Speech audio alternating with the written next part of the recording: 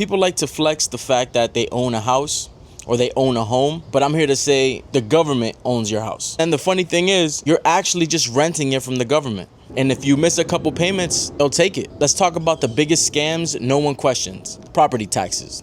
And now, as a real estate investor, I know for a fact that if you don't pay those taxes, you will lose your house. Property tax supersede everything. So if they could take it from you, is it actually your property? And I know I'm gonna piss off a lot of homeowners, real estate agents, real estate investors, but I think buying a house is a scam. Everyone is brainwashed into thinking that buying a house is the ultimate American dream. But let me break it to you. Buying a house is one of the biggest scams in the modern economy. You're not buying freedom. You're buying a 30-year debt sentence disguised as success. And I know because I've been on both sides of the deal. So let's start with the obvious. When you buy a house, you have a mortgage. So technically, you don't own it. The bank owns it.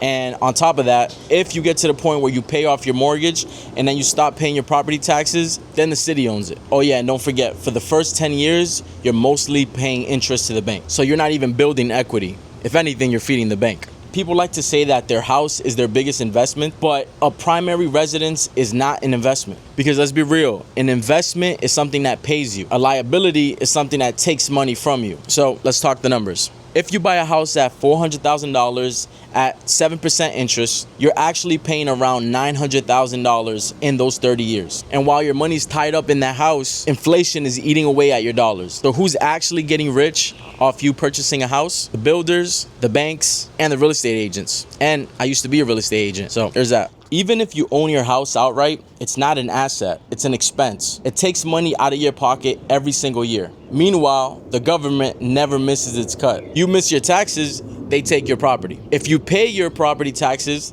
then they raise it next year. What are my thoughts on this? I think if you're not going to be an investor, or if you don't care about retirement, if you don't want to invest your money, then yeah, buy a house, work a job, and then maybe in the future you sell it and then you retire off that money. Maybe that's an option. But what I would do instead, especially when you're just starting, I would buy an investment property.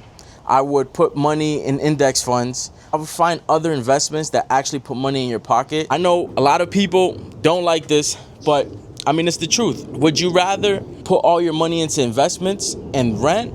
Or would you rather put your money in a house? I'd rather just rent, put all my money up in investments, and then have my investments pay for my rent. That way, if I need to move, I could do that. So I also want to give 3 examples. Buying a house for $100,000, putting $100,000 in the S&P 500, or $100,000 in Bitcoin, all starting in 1994. Or I think Bitcoin was created in like 2008 or 2009. So we're just going to use the lowest price possible. So let's break down the cost of that house today if it's the average home price, which the average home price right now is $400,000. So let's get into it. Purchase price $100,000. Sale price $400,000. Holding period 31 years. Mortgage rate 6.5% fixed. Annual property taxes, maintenance, insurance, and HOA included. So we have mortgage payments for the 31 years that comes out to $235,584. Property taxes come out to $68,000. Homeowner insurance $31,000. And I think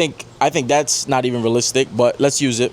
Maintenance and repairs $62,000 based off 1% of the home value per year, which that's fine, we'll keep that. HOA fees, if it has it, it's $74,000. Closing costs, you buying 3% when you sell 6%, so total $27,000. So the total amount spent after 31 years is $498,184. So after selling the house for $400,000, you lose about $98,000. Now let's do it for the S&P 500. $100,000 in the S&P 500 at 9% with dividends reinvested, you'll have $1.3 million. And if we do Bitcoin, if you put $100K into Bitcoin back when it was $1, and let's say the price of Bitcoin is $70,000, it's roughly $7 billion. So the Bitcoin is hypothetical because, I mean, that one doesn't even make sense. But yeah, it's just to highlight the fact that as far as an investment, a house is really not an investment. You could get a better return with less stress and headaches somewhere else.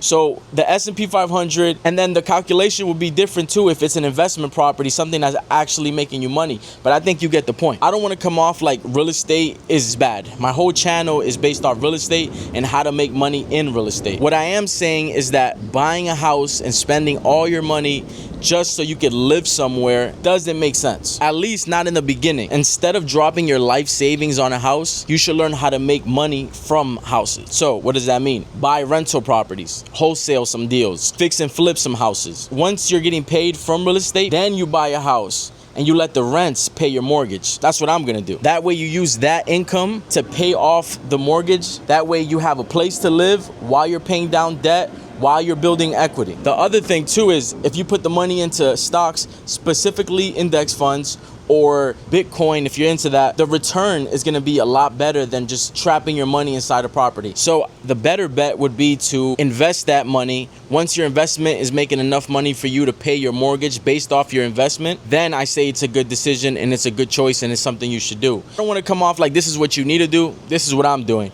And I'm gonna prove it because this is kind of the problem. You work at a job, you make money, and then you go and you spend the money on things you need. And then you have to go back to work, and every single week you need to get paid, and then you're gonna spend that money you get paid, and then you're on this constant cycle. You never really get ahead. The only way to get ahead is to stop spending money on dumb stuff.